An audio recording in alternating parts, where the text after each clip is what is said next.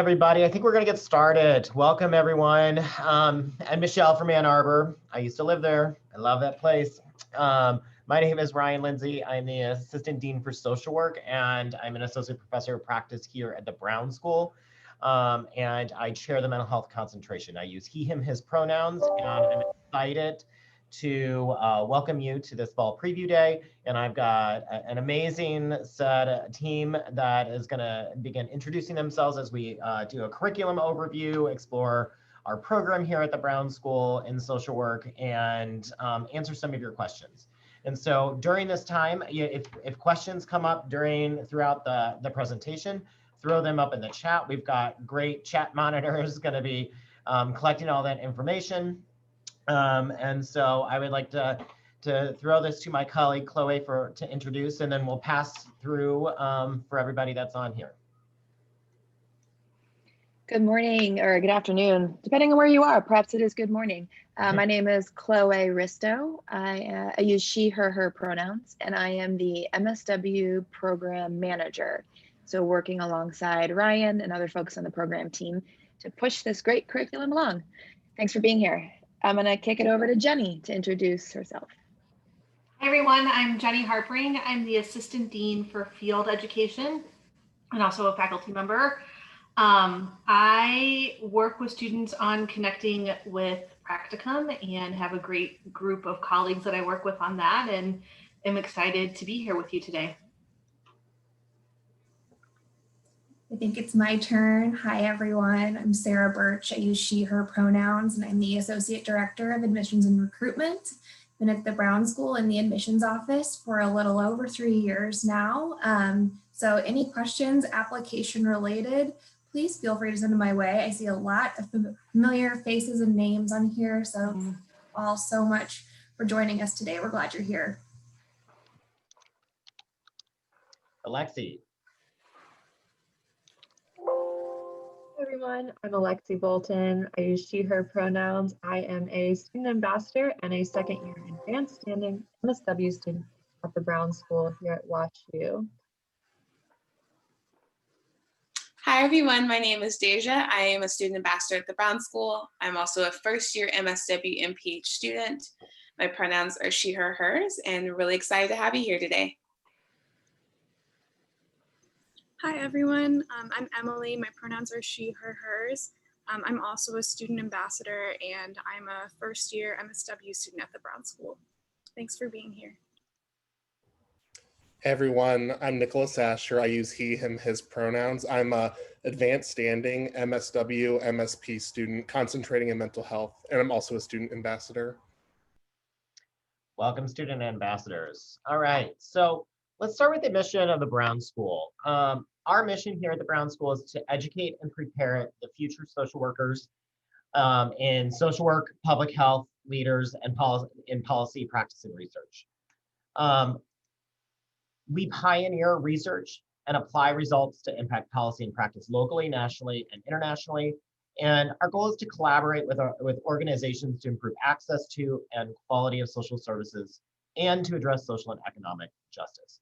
So our program in general is housed within multiple programs, but the focus is on equity. It's on looking at social and economic justice as a primary area of improvement in our society, and we prepare students with the tools and education and knowledge to be able to do that. As a school, we have a social work program, we have a public health program, and a social policy program. This makes us very unique in comparison to other programs, because we are targeting change at every aspect of life, from the individual, family, to groups, to organizations, to communities and society, through policy and practices. Our student to faculty ratio is 9:1, and we have 15 faculty affiliated research centers, which means that there are plenty of opportunities for students to get involved in innovative research that is really addressing some of the most important challenges we face as society. We have more than 17 student groups and leadership opportunities to get involved in, and we have robust scholarship and financial aid packages for most of our students. Our curriculum is designed to be different. What does this mean is that first, all of our curriculum is based in evidence. So we primarily are looking at if we're going to tackle these very important issues in our society, we need to use the best scientifically informed interventions. And so our program is first housed in what do we know about specific problems and how do we know how to tackle these problems and create change, and what does the science and evidence say about that. We also recognize that there's interventions and there's populations and there's challenges that we don't have exact guides on how to do this. And so our faculty here at the Brown School and also globally are working on expanding the scholarship that is fundamentally driving change in our society. Second thing, our program goes from micro practice to meso into macro. That means in order to change important challenges that we are facing, we need to understand individual practice, we need to understand organizational practice, and we need to understand practice at the community and societal level. And that includes policy, from policy to practice across all of our curriculum. In addition to this, the framework of our education is rooted in anti-oppressive frameworks, which means we understand the social conditions that create additional and disproportionate constraints for certain people and communities, and that our framework comes from how are we going to dismantle oppressive structures and systems in the service of equitable outcomes. We also have extensive offerings where, depending on the schools that you might be applying to, there could be 2 offerings for your degree program. Here at the Brown School, we have a wide variety reflecting faculty expertise and local expertise and connections in our community to offer you a wide range of different pathways towards your career goals. And also we recognize that social work is more than working with individuals and families, that social work perspectives, their frameworks, our values, our mission needs to show up in many areas of society in order to be able to tackle these challenges. And so we are preparing social workers to enter non-traditional pathways towards creating change and preparing emerging leaders to take over very important and influential positions within our communities. And all these together create the foundation of why our curriculum is different. In terms of what offerings we have here at the Brown School, we have 10 concentrations. What does that mean? Your first year in social work school is really based on everybody taking the same curriculum, and that's called Foundations curriculum. But then you get to pick an area of specialized practice, and that's what we call concentrations.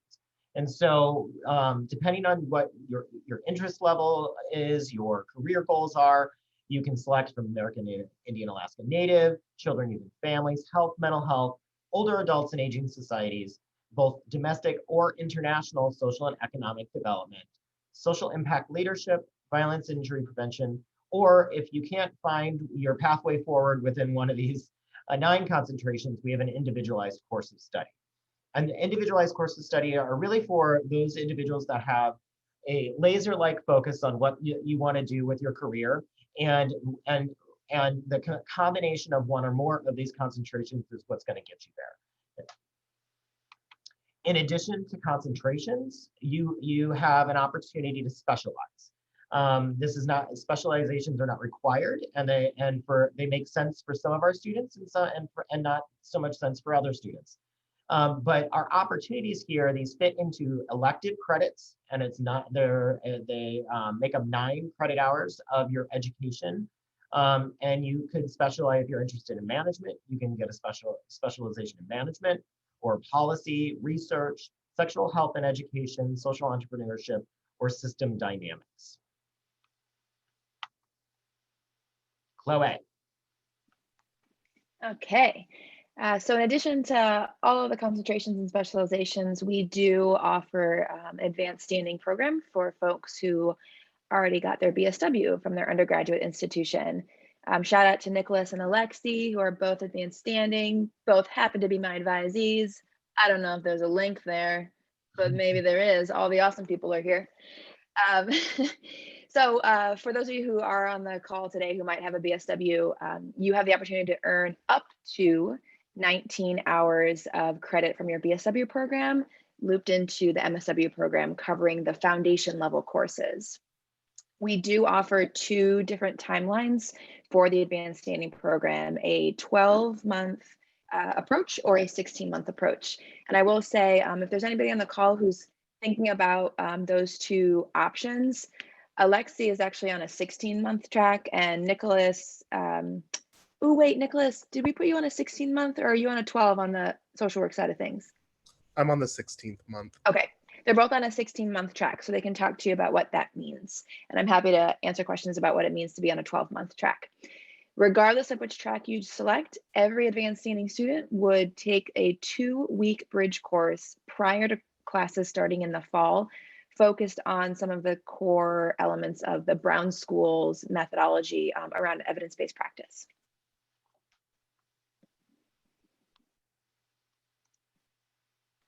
Okay, in addition to what we offer within the Brown School, we have dual degrees and joint degree possibilities. Within the Brown School, you have 2 options of dual degrees with public health and or with social policy. When it comes to joint degrees, there's a slight change in the nomenclature there. So dual degree is what is housed within the Brown School. Joint degree would be a degree you would take outside of the Brown School. And so you can see this list here that the Brown School has relationships with other schools on campus: business, education, law, architecture, urban design, social. Oh, that actually should be up there. And then 2 with the theological seminary, pastoral studies, or divinity. And we have had currently, so I'm actually an advisor as part of my role, and I have a few students right now who are not only duals, but also joints. So there are some students on campus, in and around campus, that we could connect you to if you have questions about those. Here you will see an overview of year 1, and then later we'll show you an overview of year 2. So as Ryan was talking about, sort of the trajectory of how we approach our curriculum at the Brown School, year 1 is going to focus on that foundation level coursework. And this would be for folks who are coming in as regular standing. Once again, our advanced standing students are probably looking at getting some credits based off their BSW. But for regular standing, year 1, you'll see here 21 credit hours encompassing research methods, human behavior, various practice classes, policy, and social justice, human diversity. And you also will have a foundation level practicum and a seminar with that foundation practicum for 4 credits total, equaling that 21 in first year.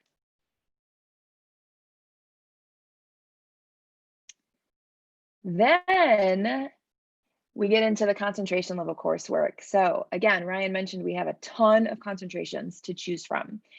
In your year 2, you'll really dive into those courses. Regardless of what concentration you select, every single concentration, you're going to have a policy class, a theory class, 9 credits of practice classes. Everybody has the opportunity to take an evaluation course, and everyone gets a chance to take a leadership and management course. You'll also see here that we have concentration level practicum, totaling 5 credit hours for the concentration level practicum. And lastly, the last part of your graduation requirements are electives. So everyone has a minimum of 9 credits of electives that need to be fulfilled. That could be via a specialization, or if you decide not to do a specialization, then it's just taking some coursework that might help bolster what you're learning in your concentration. Or maybe you just want to take something that sounded really, really cool, and you know that you probably won't ever get to do it, except right now during your MSW. So electives are free reign, my friends. And speaking of practicum, I'm going to toss it over to Jenny, who knows a whole lot more than I do about practicum. So field education, or practicum, is the signature pedagogy of social work. And one of the things that differentiates the Brown School from other MSW programs is that we don't place you in a practicum. Students have the opportunity to research, interview, and select their own practicum site. So we have about 400 plus sites that we work with from year to year.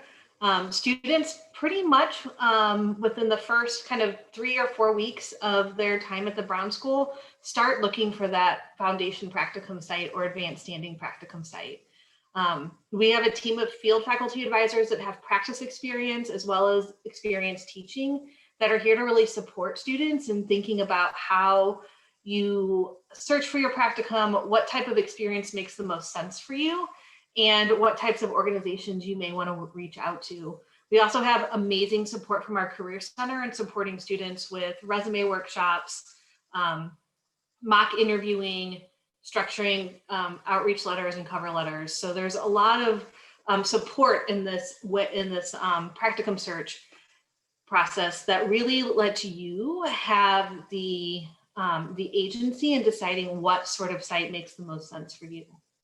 We do have experiences locally, nationally, or internationally, depending on your concentration or specialization. So our international sites are really for our students that are in the international social and economic development concentration. Our foundation students generally do their practicum locally in St. Louis, and then the concentration practicum can be much more flexible anywhere across the United States.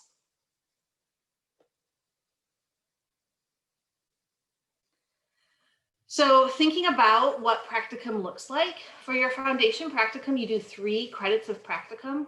It's about 360 hours over the course of the spring semester. Many students will start in the spring and will pull that through to the summer as well to spread out those hours. Plus, as Chloe mentioned, you do take 1 credit of integrated seminar, which is designed to help you process what's happening in your class, in your practicum, and combine your practicum with your coursework.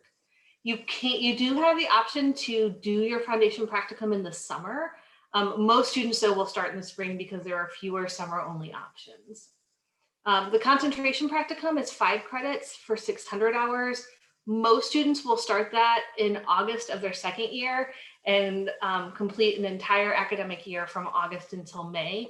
There is some flexibility around that and ability to start in the summer as well. These experiences together, the foundation one is really that foundational opportunity to get into an organization, to understand what it means to be a social worker, to build those foundational competencies. And then your concentration practicum is aligned with one of those 10 concentrations that Ryan talked through, and really then give you the opportunity to go deep in mental health practice, in social impact leader practice, and get those skills that align with the coursework that you're doing. For advanced standing students, you start your concentration practicum depending on your concentration and your 12 or 16 month plan. It's also 600 hours. Most students will take the first semester they're in St. Louis and do that practicum search and then start their practicum in the spring. There is the opportunity to start your practicum in the fall as soon as you start your courses, and you may want to be thinking about that, especially if you're a mental health or school social work student, because both of those practicums have that kind of August to May rhythm to them, especially if you want to be working in a school. And we will be working with you, the summer advanced standing students, the summer before you enroll to determine what the best practicum option is for you.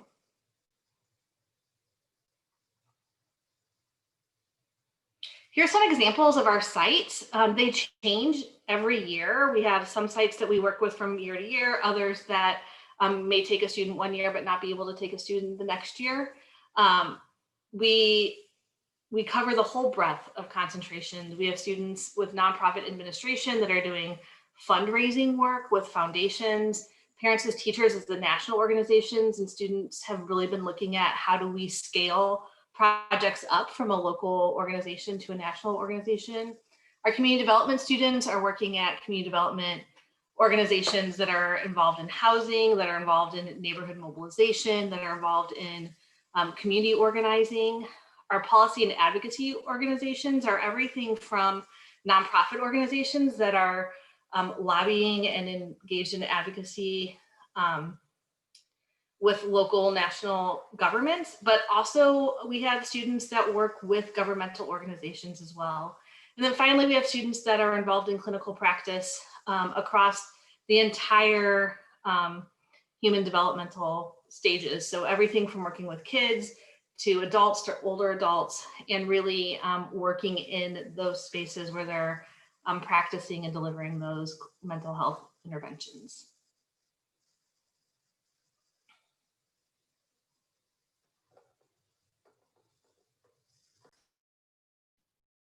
Okay, I think this is me again. Ta-da!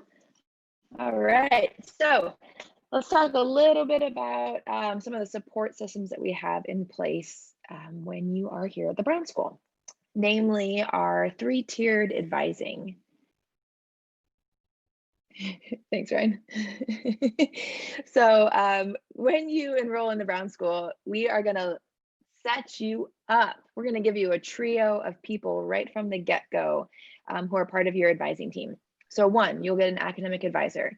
This person, I like to think of this person as the one that's helping you while you are here in school, navigating things like course registration, policies and procedures. They will help you get connected to the people that you need, the forms you need, and make sure that you're on track for graduating. So that's one advisor that you will get. We will also be connecting you to a faculty advisor. So every student will be assigned a faculty advisor. And this person, think of this person as a guide, as a mentor. This is someone who is in the field actively, and they are here to help you connect what it is that you are learning in and out of the classroom to next, to post Brown School. You know, you could utilize your faculty advisor as giving you advice on conferences maybe you should go to, or books you might be interested in based on what your concentration is, based on what if you have research interests. So you got the academic advisor with the day-to-day stuff, the faculty advisor helping you connect to next steps professionally. And then you have your field education advisor, a member of our field education faculty. And that person is going to help you through your trajectory in field. They will help you navigate the system of where you find our sites and what might be a good fit as to where you might apply. And that advisor is throughout your time, throughout foundation hours and concentration hours, the field education advisors, they are beside you along the way. They will do site visits with you and your supervisor at Practicum, but they're a great resource to help you link classroom into field. So all together, all 3 of us are sort of swirling all around you during your time at the Brown School. And know that even though we are going to assign you 3 people, you can go out, you can grab other folks who maybe there's faculty members that you really take to their research and you ask to, work with them. Then they become another bit of a mentor or an advisor. These are the 3 that will be assigned, but you should certainly go out and create relationships with other faculty and staff to help build, as we sort of call it, your board of directors. So that's a little bit about our 3-tiered advising. Also, this whole slew list here, these are various departments and offices that we have at the Brown School in place to help you during your time as a student, including our Office of Diversity, Inclusion, and Equity. We have a very robust student affairs team. There are a lot of student groups at the Brown School, and I'm gonna definitely ask all of the student ambassadors to jump in here with me if you want to talk about any of that. But options with our global programs, if you're interested in things like international practicum. We have our own in-house library. We have our own Office of Career Services and financial aid, a communication lab. We do things like town halls with our deans that our student coordinating council lines up for us. The Dean Mary McKay of the school also has this great tradition of caffeine with the dean, where it's time to chat with her. And we do, employee student satisfaction surveys. to help round out the experience and figure out ways that we can make it even better for you during your time at the Brown School. I did want to take a moment in case any student ambassador wanted to hop in and say anything about any of these various things on the list. Sure, I can hop in. Yeah, so I've taken advantage of several of these services, and even remotely, because I'm not currently in St. Louis. They've been so helpful for me. So the communication lab is a great one, because especially if you're coming in as a first year student, you might not have familiarity with how to start some of the assignments that we get at the Brown School. Like, for example, I had a couple of like policy development papers, and I'd never really written about policy specifically before. So I worked with Peter Coogan, who's the director of the communication lab, who just kind of talked me through the assignment on the phone and gave me some like concrete tasks and strategies for how to even like start that writing process, which was so helpful and just made it a lot more accessible for me. And then the Office of Field Education has been so great through the practicum process. I met with one advisor, Jewel, before I started my interviews, and she really helped me get the most out of each interview. And then I actually just yesterday had a really helpful call with Jenny, who helped me figure out between the different practicum sites that I was looking at, like which would kind of give me the best experience for where I wanted to go with my career and what skills I wanted to develop. So yeah, there's tons of people that are super willing to help you and help make the process more accessible for you, which is a great thing about the Brown School. Thanks, Emily. Anybody else before we move on, student ambassadors? Alexi's like, no, she nailed it. Cool. All right, I'm gonna toss it back to Sarah. All right, so now it's my turn to talk a little bit about the application process. If any of you have joined us for any of our virtual info sessions before, you know that we just had one earlier this month that we went very in depth about the application process. So I definitely encourage folks to go watch the recording of that one.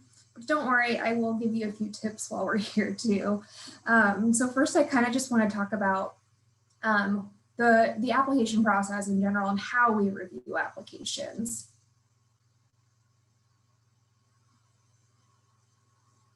So we have a holistic review process, and a lot of folks are really curious about what that actually means. And so what that means for us is that, of course, we're going to consider things like your GPA and your transcripts from your undergraduate institution, but we also take very deeply into consideration a lot of other aspects of your application, the personal statement, your analytical essay, letters of recommendation. All of these things come into play and kind of help tell a story about who you are and the strengths that you bring to the program, and tell us, you know, what your potential is to do well, not only at the Brown School, but in the field of social work. So when we're reviewing applications, we're asking questions like the ones you see here. Are you passionate about the things that we're passionate about too, addressing things like racial, social, and economic disparities? Are you willing to challenge? And in turn, are you also willing to be challenged? Graduate school is a time to learn and grow and stretch. And we want to see that you have the potential to take on these next 2, maybe 3 years if you're going to do a dual option with us.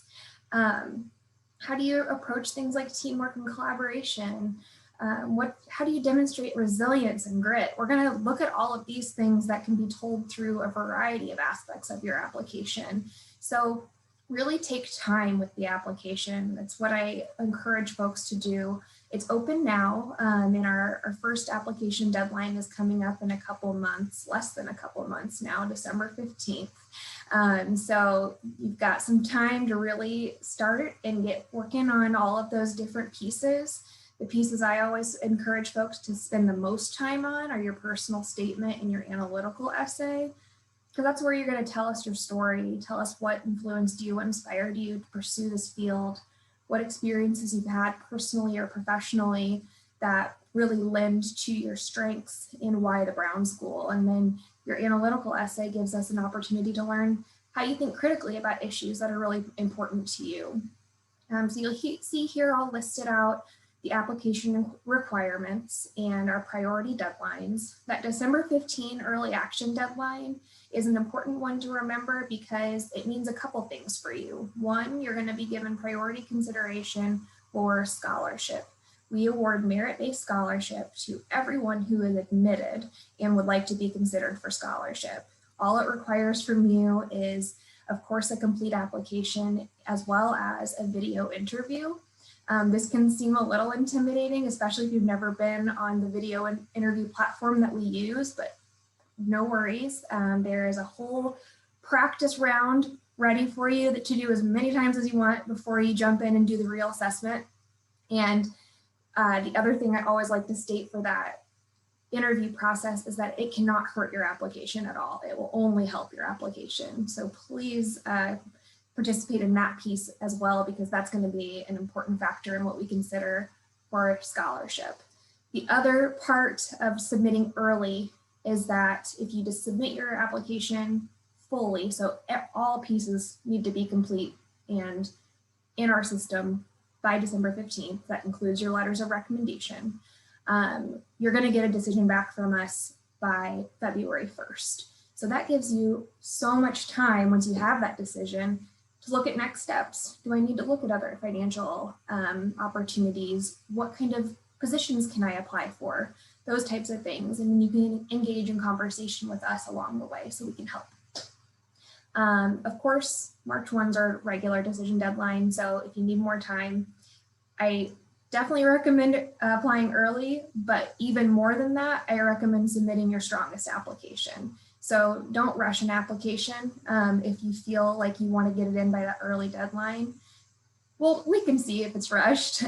So take your time, submit a really strong application, and know that there's another deadline coming at March 1, and we have rolling admissions after that.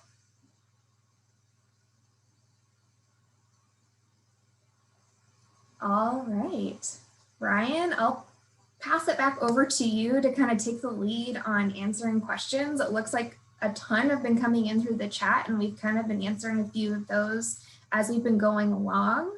But we've got about 17 minutes here to answer any questions that you all have about the program, about the application process, about the Brown School, anything at all. Yeah, Sarah, before that, I would love it if one or more of our student ambassadors could introduce themselves and kind of just share a little bit about what their experience has been so far at the Brown School.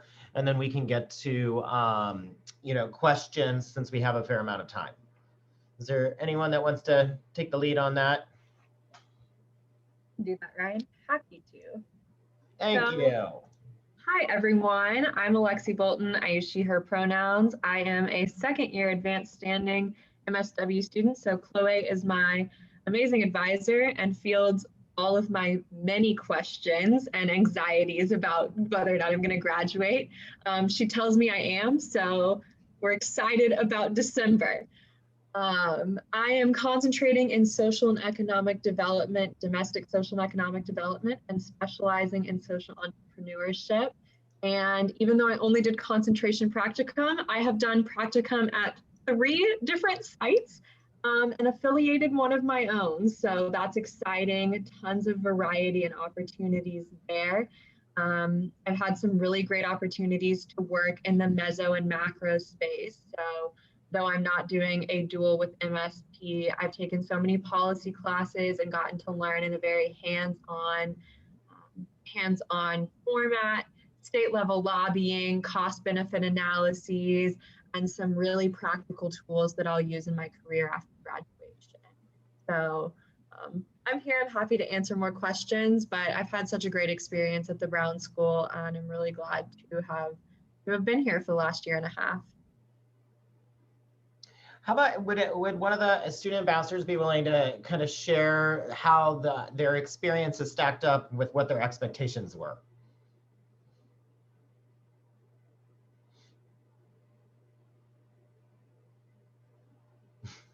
Everybody's quiet. Does that mean? I know. You're like, wait a minute, that wasn't on the questions that preparing for this. So I think coming to the Brown School, I had the benefit of having done a BSW, and I knew when I was coming to the Brown School that I was looking for something that would be academically rigorous and put me and challenge me, but also put me in touch with some breaking news per se, breaking research in the field, as well as some on the ground experiences that expanded my scope. And I think those things have come true. Definitely some of my coolest experiences, taking class with Mark Rank and getting to read a couple of chapters out of a book he's publishing next year, working in the Center for Social Development and kind of having a front row seat to the curriculum they're rolling out about asset building as they build that into the grand challenges for social work.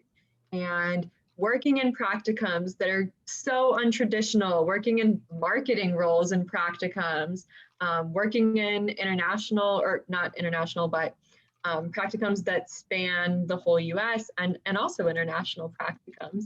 My first practicum was with a site that was an NGO actually based in Berlin. So tons of opportunities. I think I've been challenged academically as far as research and policy to really push the bounds of what I already knew and explore the different levels of systems and structures and how those are affecting our political environment and also the clients that we're looking to serve. What about other ambassadors? Share your experience. I can speak. Thanks, Nicholas. This is Nicholas speaking. I use he, him, his pronouns. I was going in, I was not sure what to expect, especially during this COVID era, regarding the support that the school would offer. But I have found that all of the professors and all of your advisors are super supportive throughout your journey here at the Brown School. With numerous of my professors, I've actually stayed after class and chatted with them. Ryan is actually one of my professors, and just this week I stayed after class and he was able to give me some advice. So I just really appreciate how supportive everyone is when you're going along your journey here. Well, Deja, what about your experience? I would echo a lot of what Nicholas has shared. Coming to graduate school during the pandemic obviously shifts my expectations from what it would have been in a non-pandemic world.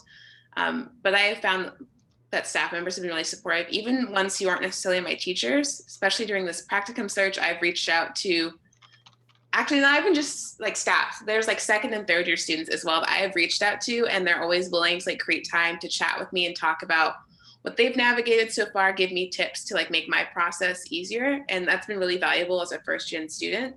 So even though my experience hasn't been quite what I would have expected in a non-pandemic world, it's been very much what I've expected as far as being able to have a community to lean on. And Emily, what about you?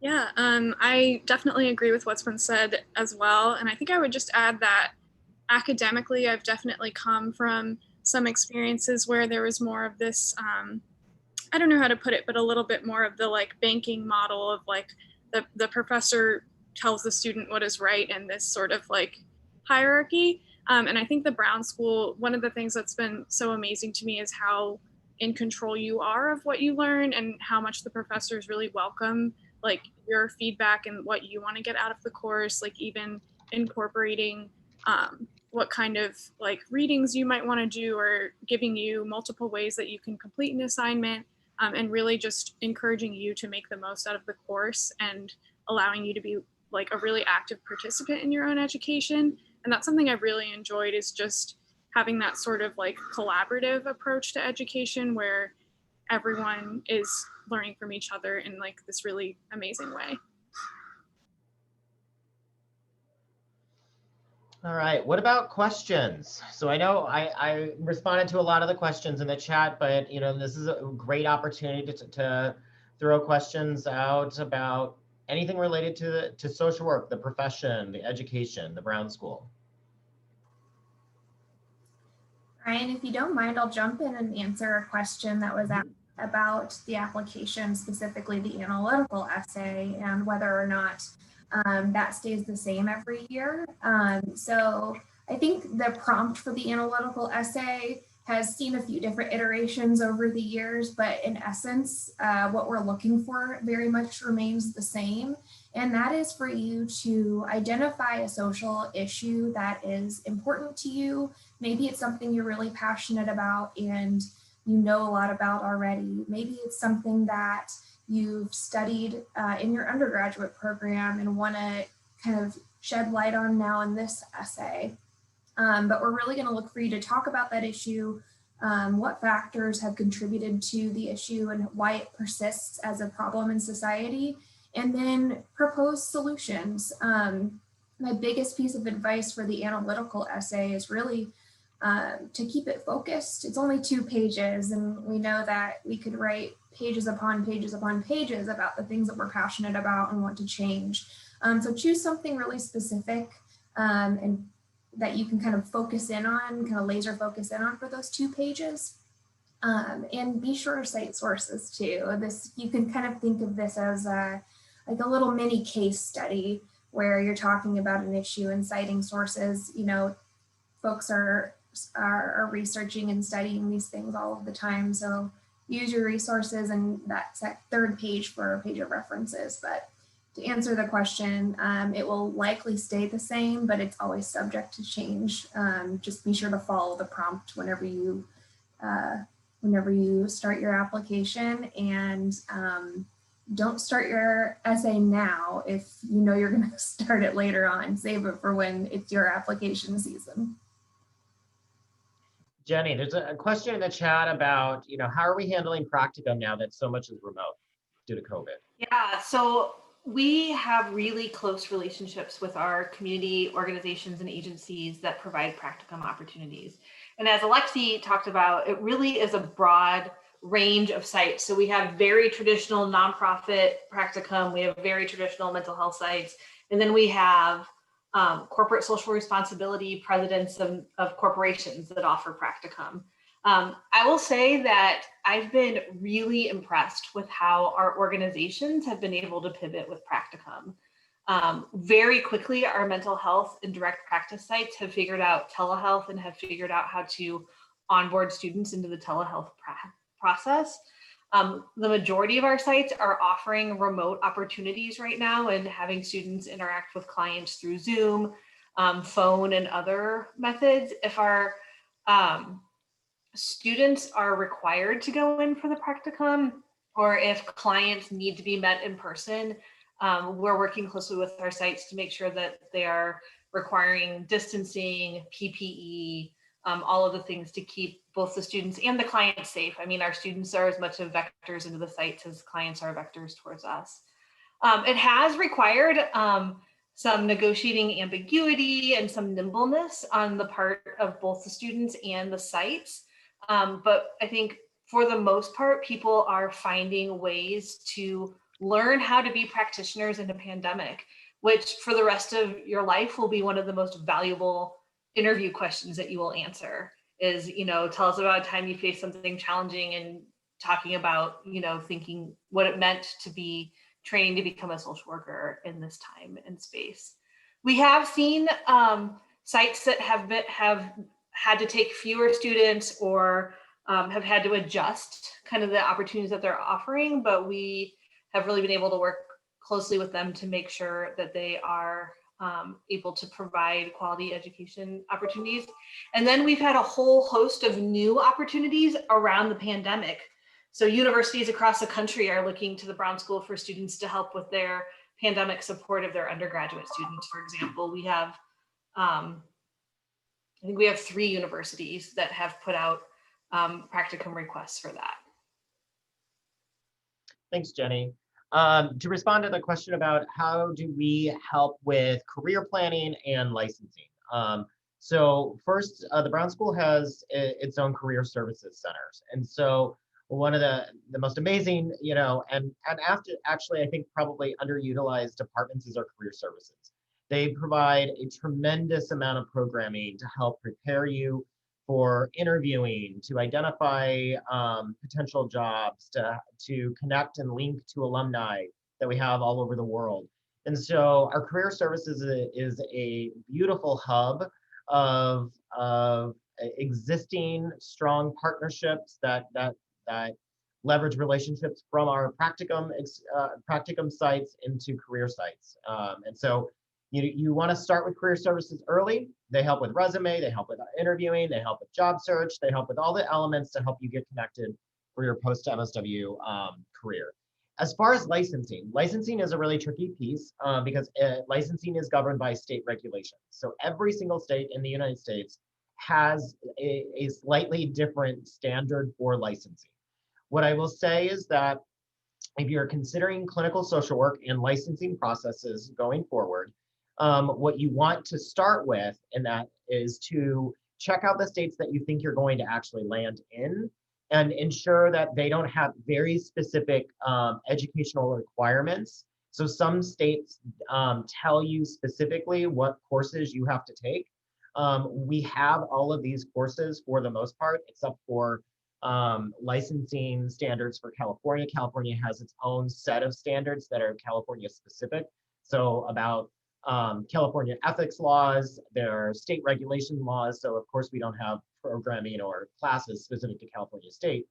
However, we have lots of the curriculum, is going to prepare you for that. However, is something to be thinking about is that licensing is related to clinical social work. So this is direct practice. Our international and social economic concentrations or more macro-oriented concentrations may not prepare you or give you the specific curriculum you need to meet licensing requirements. So if you're thinking about exploring this or you're kind of in the middle and you're not really sure, make sure that you can meet with career services who can work with you on that as well. And your advisors to explore that. And I'm a mainstay resource on our campus for anybody who's interested in licensing and if you have any questions, and I'm more than happy to answer any of those.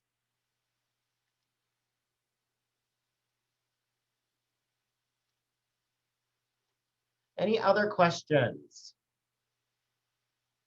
I don't know if I missed any in the chat while I was chatting. Yeah, I don't know that any more have come in. If your question did get missed, feel free to bump it back into the chat. I do want to mention too that if you have more specific questions, maybe that are unique to you or just want to talk more one-on-one with folks, even though we're not able to welcome folks on campus this year, we are offering virtual visits via Zoom that we can help arrange and organize for you. So I'll link in the chat where you can go on our website to request a virtual visit if you'd like to chat with anybody here specifically, or if you want to meet with other members of the Brown School community to have a one-on-one conversation with someone.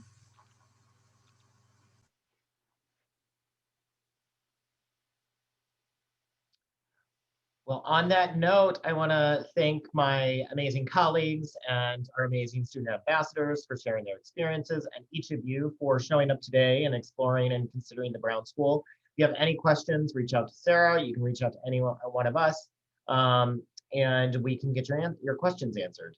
So thank you, everybody. Yay, Friday. Thank you all. Bye.